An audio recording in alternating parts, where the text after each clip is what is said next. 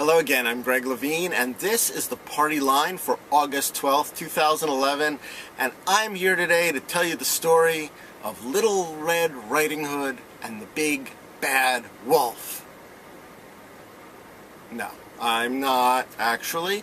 I'm here to tell you a story, or more like talk about a story that Barack Obama is trying to tell, and perhaps how it's different from the story of Little Red Riding Hood and the Big Bad Wolf. I mean, besides the absence of that fetching cape, its hint has to do with the wolf part, or who Barack Obama has decided to make the wolf. Obama gave a speech yesterday in Holland, Michigan, at the Johnson Controls factory, and I was listening to it, and I read it again afterwards, and I couldn't help but wonder two things.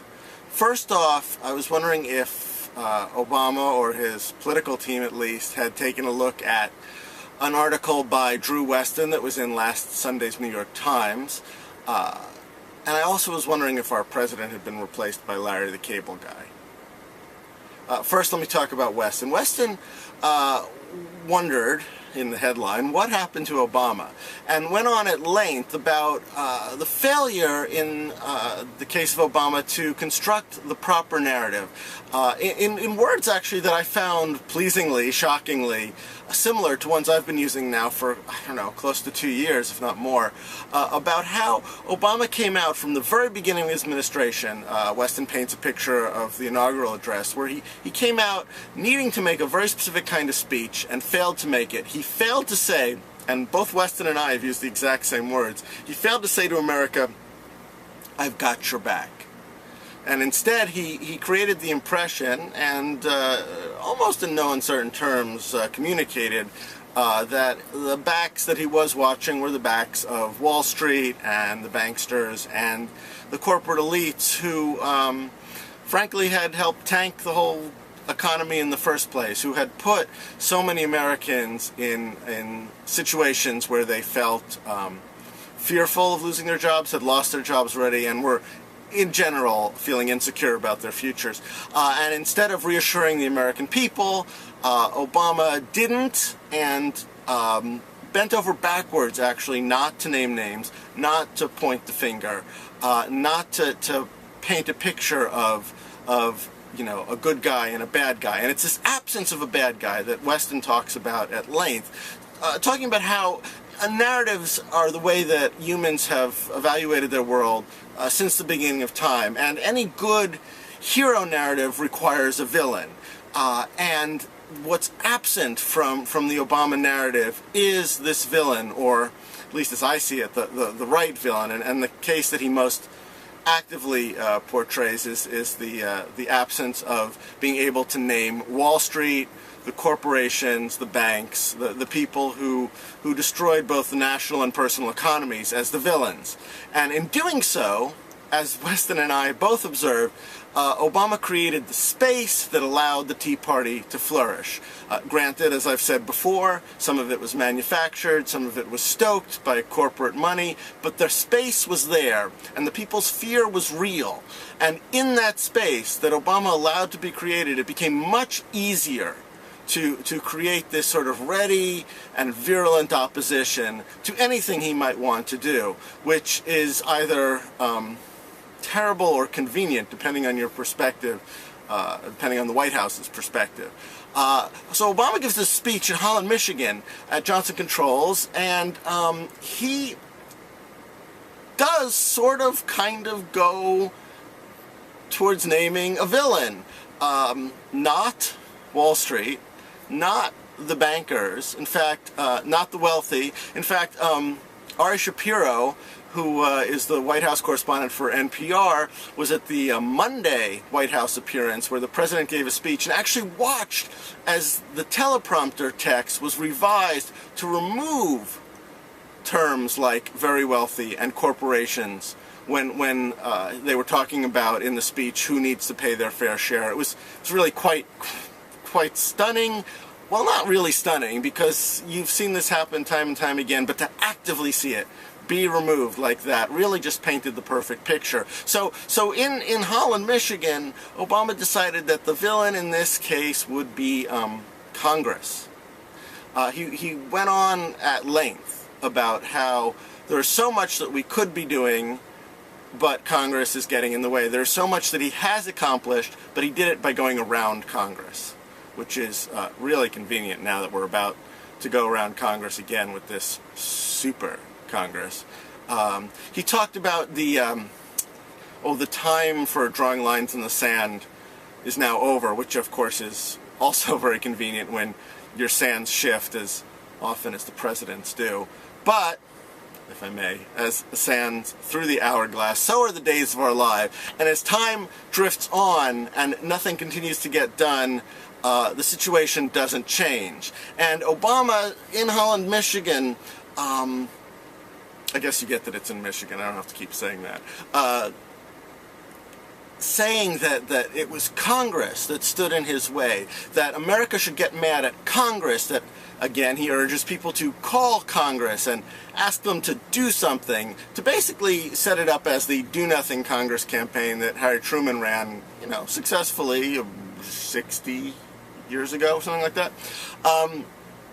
I think is detrimental not only to frankly a lot of the members of Congress who must be like pulling their hair out because they really don't need the president rallying the people against them, but detrimental to democracy as a whole. Because when you're telling people to get mad at Congress, to blame the elected government for why things aren't getting done, you're basically telling them to get mad at the whole system, which is essentially what the Tea Party has sort of been feeding off of. It's what the elites want you to do. They want you to check out. They want you to just be disgusted with government and cynical in general and feel like, there's no way that this messy elected democracy thing can take care of your needs, and wouldn't it be better to put it in the hands of some, smart, get-her-done kind of elites.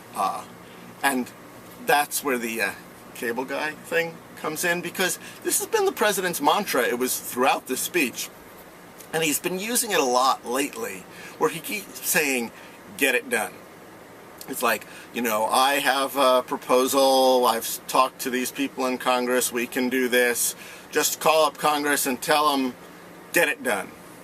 And if you're a fan of Larry the Cable Guy, or not one, like me, but have occasionally been accidentally exposed to a few choice moments, say, in promos during The Daily Show for one of his comedy specials, you'll find that he often likes to say, get her done, get her done. And, honestly, the president sounds kind of like that as he keeps saying it now.